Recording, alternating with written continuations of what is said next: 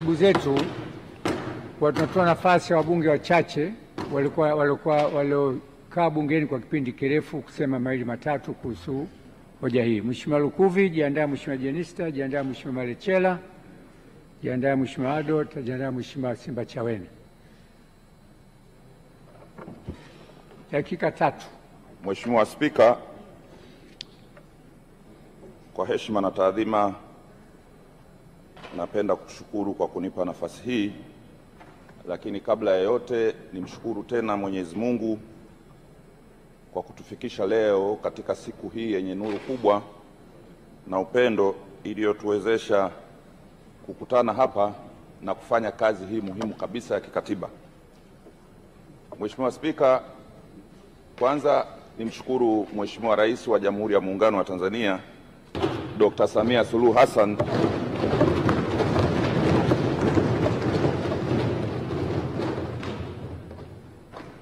kwa kutuwezesha sisi wa Tanzania kufikia uchaguzi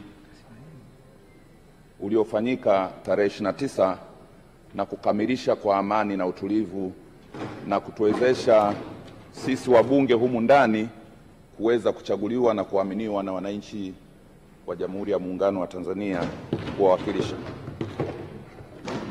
Lakini pili, leo nimshukuru tena kwa kutimiza kazi nyingine ya kikatiba ya kutuletea mwenzetu Dr. Mwigulu Nchemba ili tumthibitishe kuwa waziri mkuu wa Jamhuri ya Muungano wa Tanzania. Maelezo mengi yametolewa na Mheshimiwa Mwanasheria Mkuu na mimi nayaunga mkono kwa sababu nathibitisha yote aliyoyasema ni sahihi, na pengine kwa sababu ni mtu wa serikali, kwa wale wana CCM wenzangu niwakumbushe mengine ambayo nadhani Mwanasheria Mkuu hakuandika. Huyu Mheshimiwa Mwigulu Nchemba kwetu sisi tumekuwa naye ni mjumbe wa Halmashauri Kuu ya Taifa miaka mingi, amekuwa mjumbe wa kamati kuu ya Chama cha Mapinduzi kwa muda mrefu, na amekuwa mjumbe wa sekretarieti yetu ya chama, lakini amekuwa naibu katibu mkuu wa Chama cha Mapinduzi. Nawakumbusha wana CCM wenzangu kwamba Dr. Samia Suluhu Hassan hakukosea.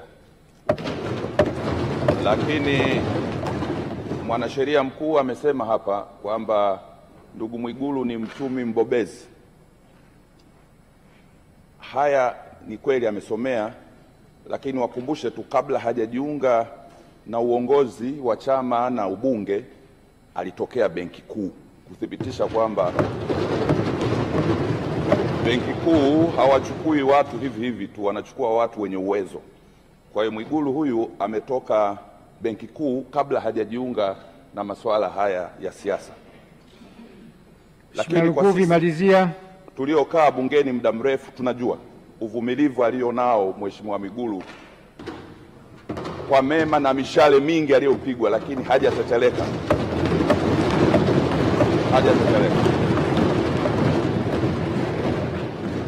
Na lakini mafanikio tunayoyaona ndani ya nchi hii, Mheshimiwa Dr. Samia Suluhu Hassan ametekeleza miradi mingi sana iliyotuletea mafanikio, na sisi wabunge leo tunajivuna na tumechaguliwa kutokana na hayo. Lakini mkusanya ushuru ni huyu.